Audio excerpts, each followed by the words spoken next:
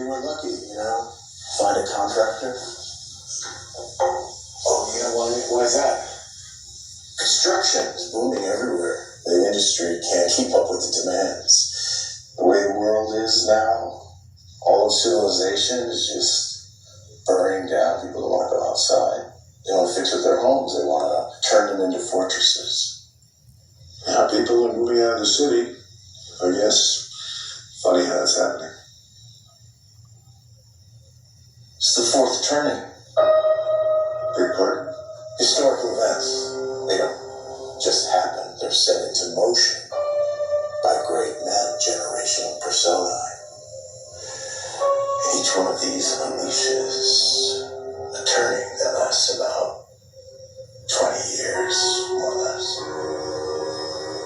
And every 4 turnings is a seculum, which is the length of a human life. And at the end of each, there's a crisis. In this country, the crisis is always war.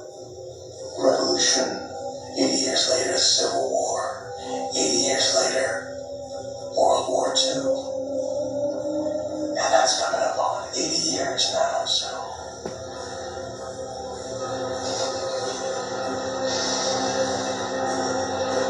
something's about to happen.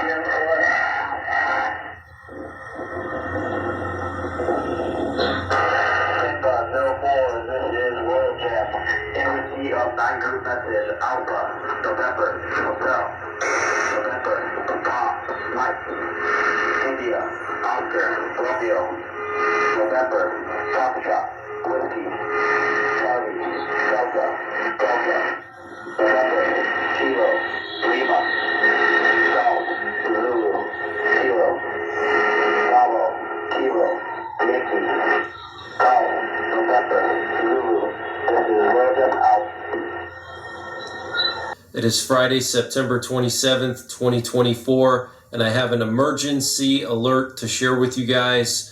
Right now it is 15:35 Eastern Time here in the United States, and we have some major breaking news coming in from Israel. So it looks like Israel has assassinated Hassan Nasrallah, the leader of Hezbollah. The number one leader of Hezbollah has been assassinated by Israel today. So they launched a massive airstrike on Hezbollah's central headquarters in a suburb of Beirut. And so far we have not received 100% confirmation of his death, but U.S. intelligence believes that if Nasrallah was in the building or underneath it during the strikes, he would be dead because of the massive scale of the strikes. Okay, so this is extremely serious. Okay, so this is extremely serious. And Lebanese sources are now reporting that Hashim Safi al-Din, considered the number 2 in Hezbollah behind Hassan Nasrallah, was also killed in the airstrike.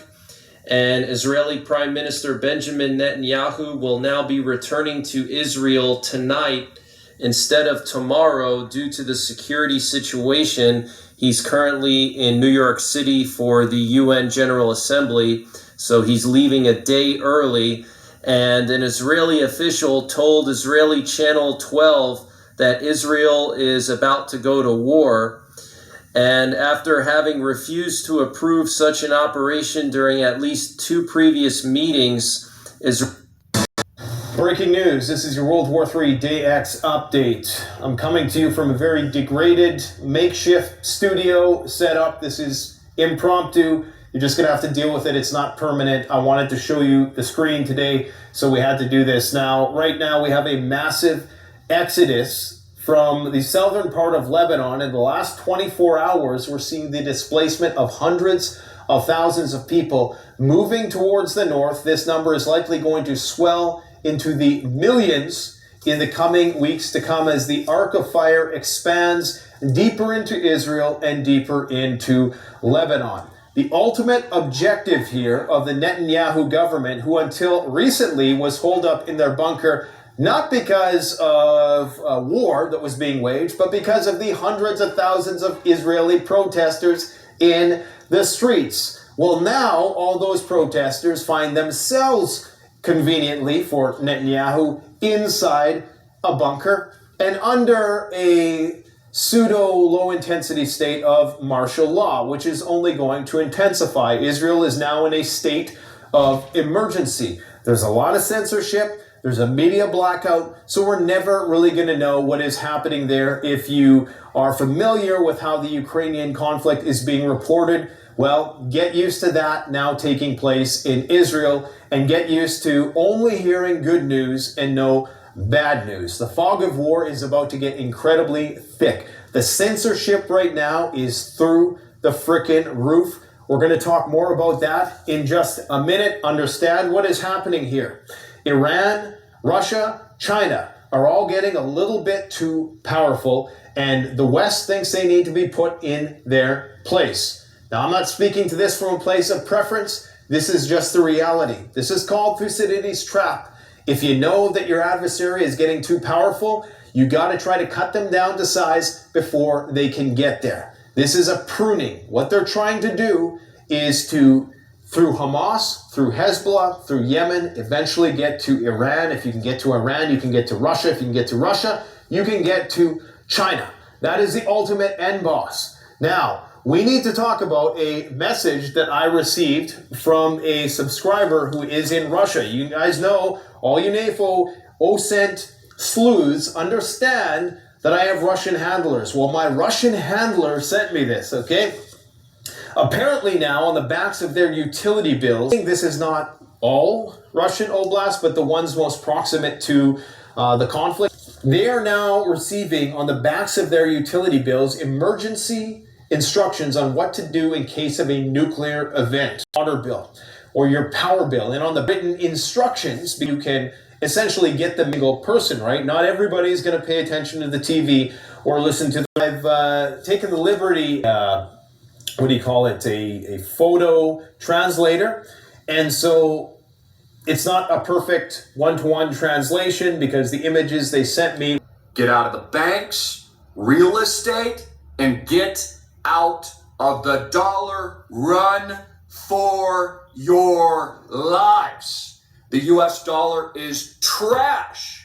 It is literal dog crap here in the United States, and it is now eradicating you and the entire middle class. But again, you can get on the right side of history here. This is why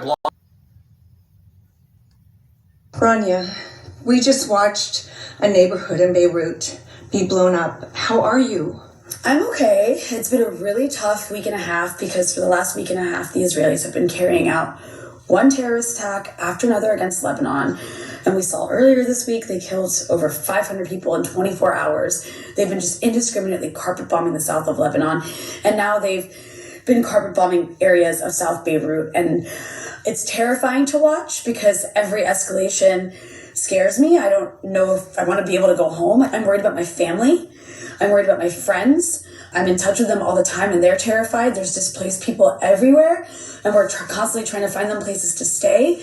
And you know, People have watched Gaza be genocided for 12 months, and now it's spreading to Lebanon, and it's really scary. It's been psychological terror for the Lebanese because Israel keeps promising to turn Lebanon into Gaza, and now they're starting to do that.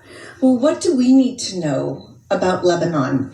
Because we know a lot about Palestine, and we know we had to be on a learning curve about it because we're lied to all the time. Where do you see the lies about Lebanon that are helping to drive this?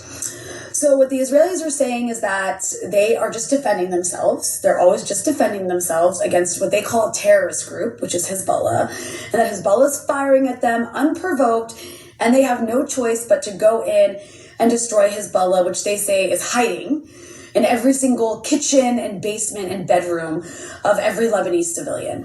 It's the same talking points we saw on Gaza, which is why it's scary, because they are bombing people's homes while they're in them.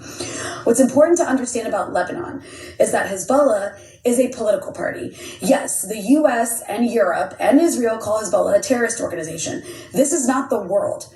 The majority of the world recognizes Hezbollah as a political party, and they are actually elected democratically by Lebanese people to serve in the Lebanese parliament. In fact, they serve in the largest parliamentary bloc in Lebanon's parliament. And they also have a military wing. That military wing was formed in the mid-1980s in response to Israel's vicious and brutal invasion, occupation, and massacres across Lebanon. Hezbollah literally formed its Lebanese people in South Lebanon that came together to defend their homes and to defend their land against Israel. That's where Hezbollah comes from. And in the year 2000, after 15 years of brutal Israeli military occupation, just like we see in Palestine, Hezbollah managed to liberate Lebanese land and kick the Israelis out. And there was a war again in 2006. Hezbollah also kicked the Israelis out. And since then, the Israelis haven't even dared to invade Lebanon again because Hezbollah has acted as a military force protecting Lebanon's border. And that's how many Lebanese people see them. And now, since October 7, in response to Israel's genocide in Gaza, Hezbollah has been firing at Israel in solidarity with the people of Gaza. But there has been many cross-border attacks between the Israelis and Hezbollah in this time.